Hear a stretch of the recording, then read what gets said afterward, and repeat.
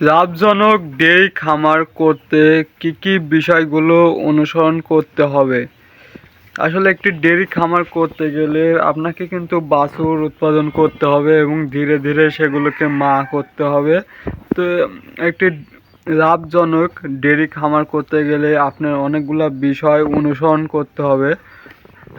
যেমন বাছুর জন্ম নেওয়ার পর বাছুরের যত্ন। বাছুরের যত্ন বলতে সদর জন্ম নেওয়া বাছুরকে দ্রুত সময়ে অর্থাৎ আধা ঘন্টার মধ্যে মায়ের শাল দুধ খেতে দেব, যা বাছুরের শরীরে ওজনের কমপক্ষে 10% হতে হবে। অর্থাৎ একটা হলস্টাইন ফ্রিজিয়ান জাতের বাছুর জন্ম নেওয়ার পর তার ওজন সর্বনিম্ন 30 থেকে 35 কেজি হয়। তো তাকে আমরা প্রথমে তার ওজনে অর্থাৎ প্রতি 10 কেজি ওজনের জন্য কমপক্ষে 1 লিটার অর্থাৎ 30 কেজি ওজনের একটি বাছুরের জন্য আমরা 3 লিটার তার মায়ের শাল দুধ টেনে ফিটারের মাধ্যমে খাওয়াবো। তারপর একটি গাভীর দুধ দোহনের আগে ও পরে করণীয়, কারণ একটি ডেয়ারি খামার লাভজনকভাবে করতে গেলে আপনাকে অবশ্যই অনেকগুলা বিষয় মেনে করতে হবে। দুধ দহনের পূর্বে গাভীকে দানাদার খাদ্য দিন এবং দুধ দহনের সঠিক সময় নির্বাচন করতে হবে। আসলে প্রতিদিন যদি আমরা এক এক টাইমে দুধ দহন করি তাহলে কিন্তু গাভী দুধের একটা প্রস্তুতি বিষয় থাকে, সেটা কিন্তু নষ্ট হয়ে যাবে এবং দুধ উৎপাদন ব্যাঘাত ঘটবে। দুধ দহনের সময় আমাদের কাজগুলো কি? দুধ দহনের সময় বাটগুলো জীবাণুনাশক করুন এবং বাট ও উলান পরিষ্কার করুন। অর্থাৎ দুধ দহনের আগে তার পালান প্রথমে স্বচ্ছ পানি দিয়ে পরিষ্কার করুন, করে তারপর দুধ দহন করবেন।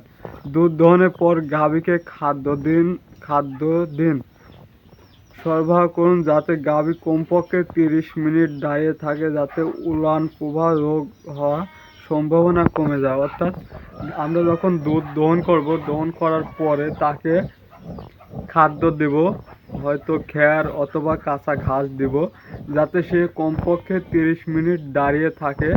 আর গাভী যদি 30 মিনিট দাঁড়িয়ে থাকে তার পালানের যে ছিদ্র, অর্থাৎ দুধ দহন করার সময় কিন্তু পালানগুলা ছিদ্র হয়ে যায়, ওই ছিদ্র দিয়ে যাতে কোনো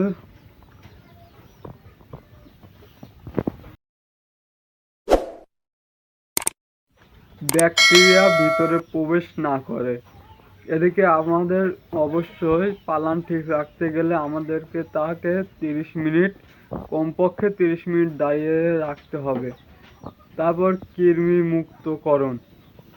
কৃত্রিম প্রজননকৃত গাভী বা বকনাকে প্রথম 2 মাস এবং শেষের 1 মাস কৃমিনাশক খাওয়ানো থেকে বিরত থাকবো, কারণ প্রথম 2 মাস যদি আমরা কৃমিনাশক করি তাহলে কিন্তু তার একটি বাছুর পেটে যে বাছুরটি সেটা কিন্তু ব্যাঘাত অর্থাৎ নষ্ট হয়ে যেতে পারে। এবং শেষের 1 মাস তাকে তো কোনো মতে কোনো ক্যালসিয়াম কিংবা কৃমিনাশক করব না। কৃমিনাশক করলে কিন্তু বাছুর পড়ে যাওয়ার একটা ভয় থাকে।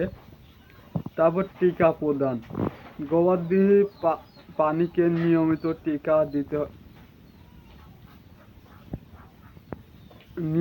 টিকা দিতে হবে। খুরা রোগের টিকা 4 মাস পর পর দিন এবং তরকা টিকা বছরে একবার দিন। অর্থাৎ আমাদের গরুগুলোকে ঠিক রাখতে গেলে কিন্তু তাকে অবশ্যই টিকা প্রদান করতে হবে। কৃত্রিম প্রজনন। গুণগত মানে এবং উন্নত জাতের বীজ দ্বারা আপনার গাভী বকনাকে কৃত্রিম প্রজনন করান। আসলে ভালো বীজ না দিলে কিন্তু আমরা ভালো বাছুর পাবো না। তারপর ডাকে আসার। গাভী বা বকনাকে 12 থেকে 18 ঘন্টার মধ্যে কৃত্রিম প্রজনন করান।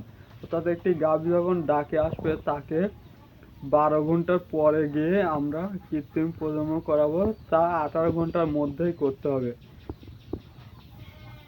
জাত উন্নয়ন। আসলে একটি খামার বড় করতে গেলে অবশ্যই তাকে কিন্তু জাত উন্নয়ন করতে হবে।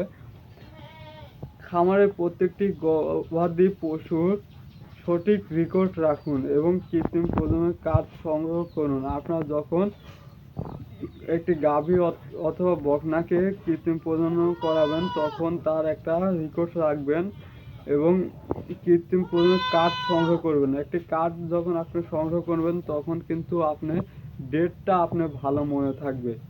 জাত উন্নয়নের সঠিক নীতিমালা মেনে যে কোনো দক্ষ কৃত্রিম প্রজননকারীর সহায়তা নিন। তার জাত উন্নয়ন সঠিক নীতিমালা মেনেই কিন্তু আমাদের জাত উন্নয়ন করতে হবে এবং একজন দক্ষ কর্মী দিয়ে আমরা কৃত্রিম প্রজনন করাবো। তাহলে কিন্তু আমাদের খামার একটি লাভজনক খামার হিসেবে তৈরি হবে। অর্থাৎ লাভজনক খামার করতে বিষয়গুলো অনুসরণ করতেই হবে। তো ভিডিওটি দেখে যদি আপনাদের উপকার হয় তাহলে অবশ্যই ভিডিওটিতে লাইক এবং কমেন্ট করবেন। আপনাদের মতামত অবশ্যই কমেন্ট বক্সে জানিয়ে যাবেন। তো সকলকে অনেক অনেক ধন্যবাদ ভিডিওটি দেখার জন্য।